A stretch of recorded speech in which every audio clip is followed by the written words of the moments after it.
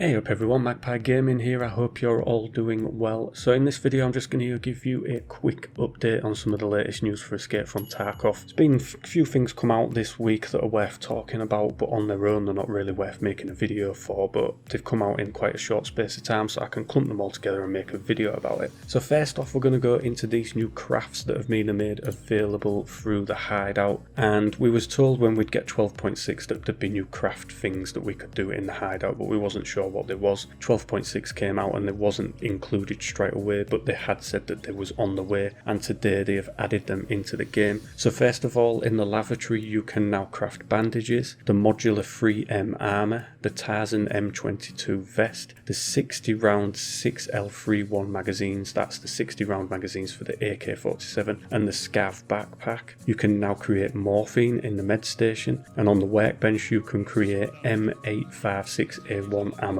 That is predominantly used for the M4. And in the intelligence center you're going to be able to create Vertex processors, the COFDM wireless transmitter, and the VPX storage drive. So there's some quite good useful things in there that you can now craft. Of course the modular 3M armor is needed for Skier's quest, that's the white armor. The chances are that you're maybe not going to be to high enough level in your hideout once you do get that quest, but it depends which way around you do. You might not build your hideout up until later on and you might go questing, or you might decide to build your hideout up and not really bother with the quests. Depends which way around you do it as to what time you will have access to these certain things, and I'm not sure what level you have to be for all of these parts of the hideout to activate them, but I'm sure you'll work that out as you go along. Obviously the 60 round magazines needed for the ice cream cone quest for Prapor, they sell for quite a lot of money at the moment. I've just recently done that quest myself and they were going for upwards of 70 to 80 grand a piece. And obviously Scav backpacks are pretty useful as well, you can craft those in there. The morphine is another one which is a bit of a bitch of a task. You need 4 of those found in raid for the quest for the therapist. I can't remember the name of the quest, but of course everything that's crafted in your hideout or found by your scav in the hideout is classed as found in raid, so you can use those. The M856A1 ammo, that's another good one. That's the ammo that sits just below the M995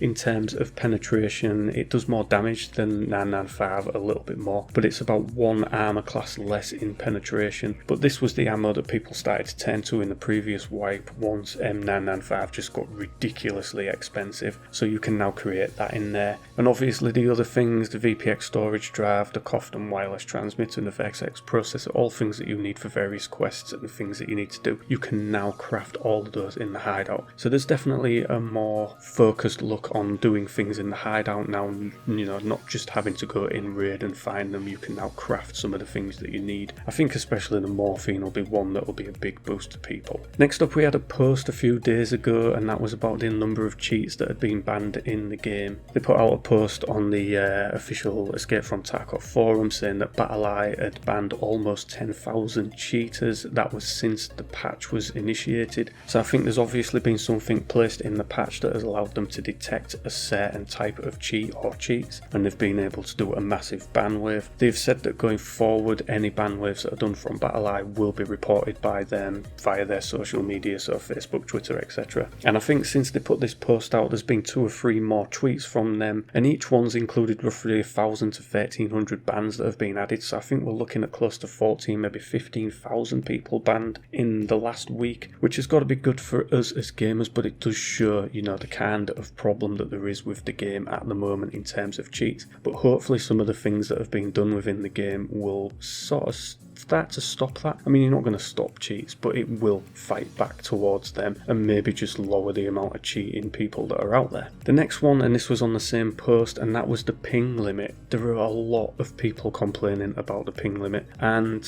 I understand both sides of the argument. I understand there has to be some sort of cut-off point because it can be used to gain an advantage in the game. It seems backwards, but having a slower connection actually gives you an advantage in the game, but that's all down to the way that the servers deal with the information that they're receiving, and it tries to, smooth out and put fairness on the gameplay. But if you have a higher ping than the server you're connecting to, then it does give you an advantage. It's been proven time and time again in a number of videos that you can have up to a second advantage over those that have a low ping if you have a high ping. Seems odd, but that's just how it works. So they initiated the ping limit, and originally this was put in to combat cheaters from other regions, predominantly Asia, cheating on European and North American servers. Now these are the kind of sites that were selling in-game items for real-world cash. They were just sending hordes of people in, grabbing whatever they could, killing whoever they could find, bringing it out and selling it on their websites. Obviously the higher the ping, that stopped them playing on these other servers, and it kind of region locked them into one area. Now Battlestate have said that Asia is actually region locked at the moment, but obviously with using a VPN they're able to overcome that, so the ping limit was put in place to try and sort of stop that, because the vast majority of VPNs will give you a higher than average ping over your ISP.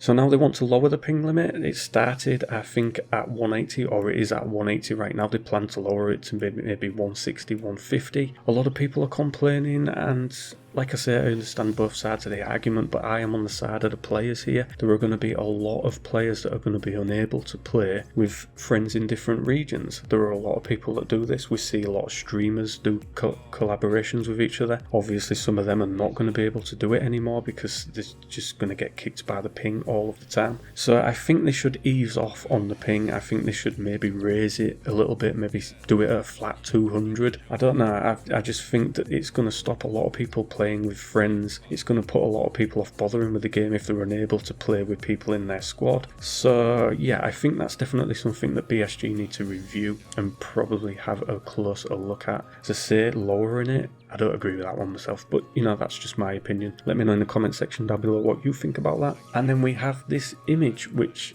looks to me like it's kind of an artist's impression. It's not an actual capture in game, but looking through the window that looks like it's the customs expansion. Definitely looks like you can see the cranes and things out there. So the expansion we was all hoping would be with 12.6. now I think it's moved to 12.7, but I don't think it'd be too long before we get 12.7. You roughly looking at a patch a month from Escape from Tarkov, or at least that's what they're aiming for. So I'm hoping to see this expansion soon. A lot of the assets that wasn't in place before are now in place in the game. There's new buildings popped up in that area. Obviously you can't access them right now, but it's been noticeable that they wasn't there before we had the wipe. So I think they're getting very close to getting that done, and I can't wait to see how that actually works out and affects the whole way that customs flows, because I think customs is one of those maps where it's a jack of all trades. You can do pretty much everything you need to do on there. It's a good all-round map. Another thing that they're looking at doing, and I didn't mention this in the cheats thing, but that is adding two-factor authentication to accounts. Now basically how that'll work is when you want to register a copy of the game, you will have to use SMS verification with a mobile phone so that it can verify that you are who you say you are. So you're going to have a mobile phone or a cell phone for you guys over in the States, and you'll have to use that to verify your account. Now obviously if you're playing as a cheat and your account gets banned, you can just go buy another copy of the game and carry on playing. This time you'd have to get hold of another number and receive a text message in order to do that. Now it's not beyond the realms of possibility that somebody out there could go, oh, could I just borrow your number, get them to get the text, and then you just carry on gaming.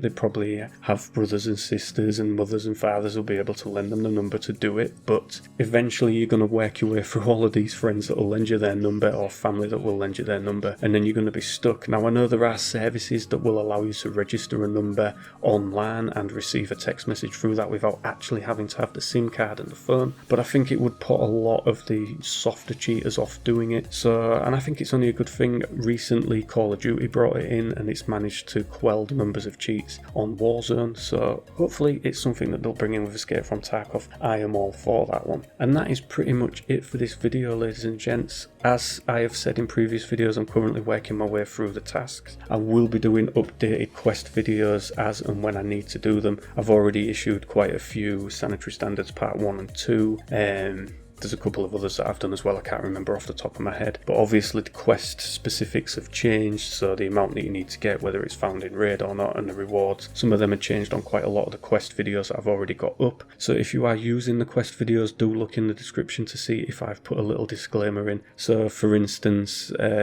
what's on the flash drive, I had that one up for a while. That was 2 flash drives that you just needed to simply find and hand in, but you could buy them off the flea market. That changed and you wasn't able to buy them, but I put a little notice up for a while before I changed the video to let you know that the quest video that was currently up wasn't relevant anymore. So yeah, I'm working my way through those, and that is pretty much it. As always, ladies and gentlemen, thank you very much for watching and listening. Don't forget to like, share and subscribe, and I will catch you in the next one. Stay safe and take care.